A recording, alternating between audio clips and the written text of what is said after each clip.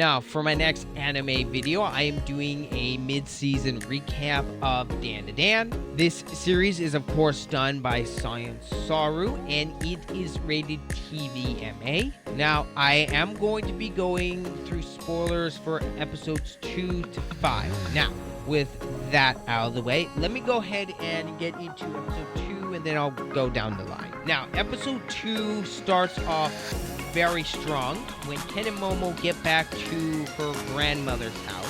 Momo has to remove the talisman so that way Ken can actually come in. Now, when they did that, of course, just so happenstance, a evil spirit invades, and then that sets off a massive action sequence throughout the entire episode. And I will say this was a great set piece.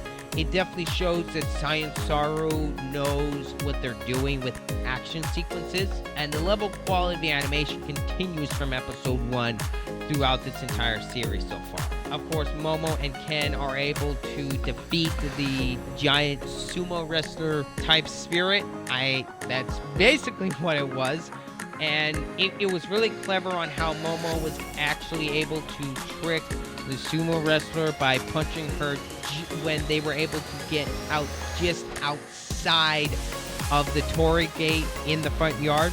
And then once Momo did that, Momo was able to put the talisman back on and kill the spirit. And then right after that, of course, Momo is exhausted from this, and she just collapsed. And then, of course, without Momo holding back Ken's purse, Ken transforms into Turbo Granny, and then right at the end of the episode, we get our first glimpse of Ayasa. After 2 episodes, we finally get a glimpse of her, and then that leads directly into episode 3. This episode, of course, starts out very strong, just like the other 2, and it starts off with showing how much of a badass Ayasa is. She handles Turbo Granny fairly well with several techniques that she knows, and she's able to incapacitate Turbo Granny with ease.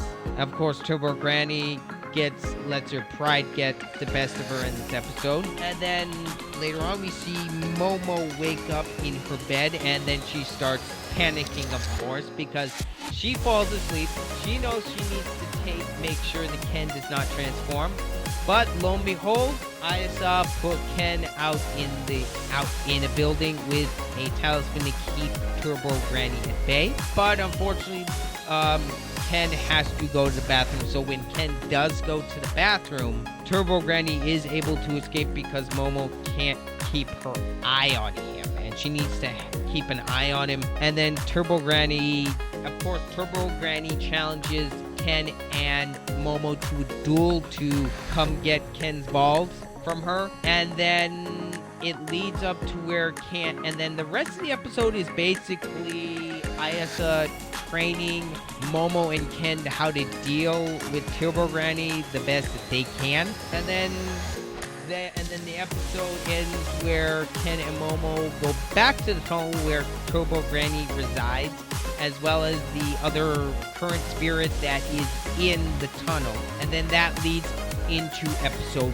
4. And then they finally start going after Turbo Granny to get Ken's balls back, and then a massive chase ensues.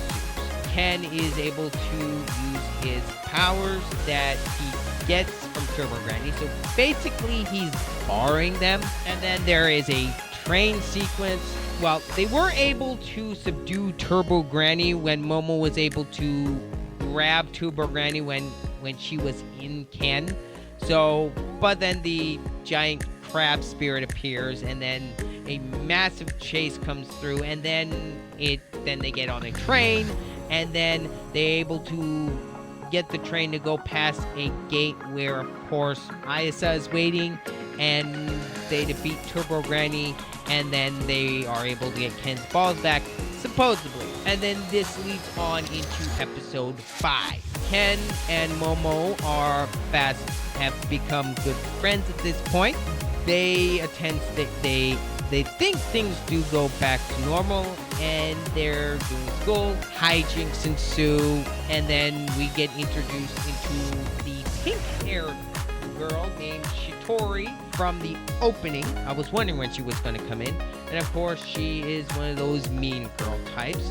And hilariously, Momo overhears her making fun of Ken. With her psychic abilities, she pulls a wash pan and hits Shitori over the head with it. That cracked me up right there. And then of course Momo makes a big scene to clear things up to show Shitori off because of her mouth.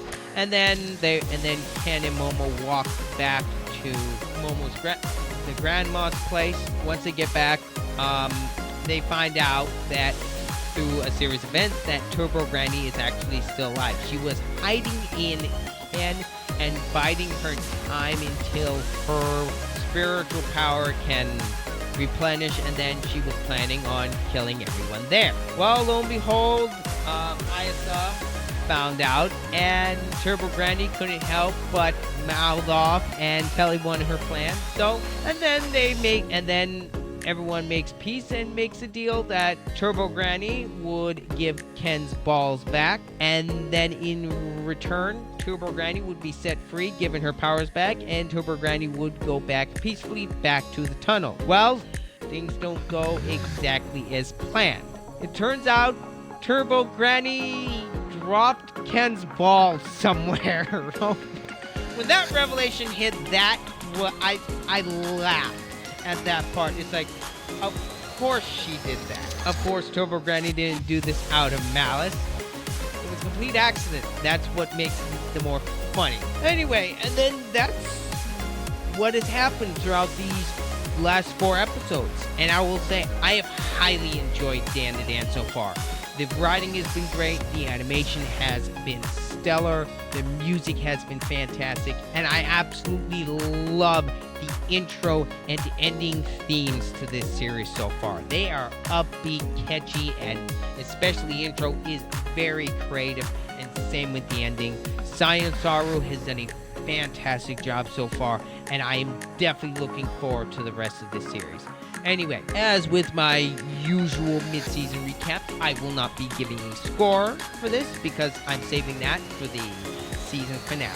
Anyway, I want to thank you for watching this recap, and let me know what you guys think down in the comments if you have been watching DANDADAN. And I want to thank you so much. And this has been Ryder. I'm out.